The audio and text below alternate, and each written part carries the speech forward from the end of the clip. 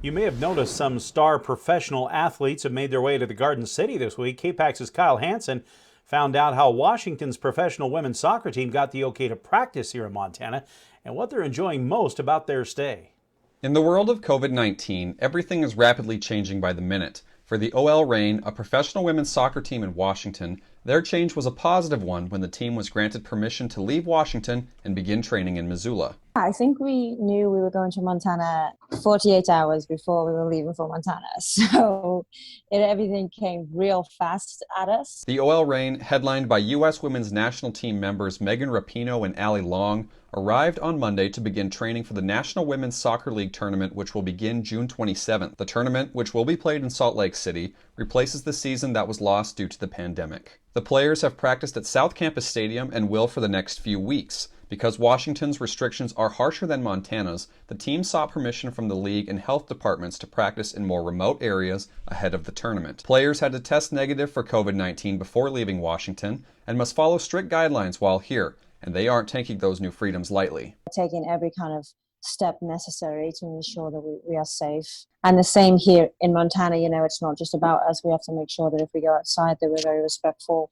to others, very kind of hyper aware that we kind of come into this state. Jess Fishlock, who has more appearances for the Wales national team than any male or female, is already getting into the Missoula spirit when she tweeted "Go Grizz" earlier this week. Fishlock hails from a small town in Wales and says Missoula reminds her of home, and the team is enjoying the views and perks of their stay in the last best place. I truly think that Montana is beautiful, and we're located on the field. We can see all the mountains and, the Big M. And then there's Sophia Huerta, who hails from just down the road in Boise and sees a lot of comparisons between her hometown and Missoula. I kind of feel like Idaho and Montana are similar in the sense that they are very underrated and quite beautiful. So I'm happy to be here. It's close to home, and I'm new to the team. So it's been really fun to meet the girls and to start training with each other again. At the beginning we were like, okay, Montana, let's kind of see what this is like. And since the moment we've got here, we've all kind of realized that it's not only a beautiful place, but it's going to give us everything that we need to make sure that we're ready for the tournament. In Missoula, Kyle Hansen, MTN Sports.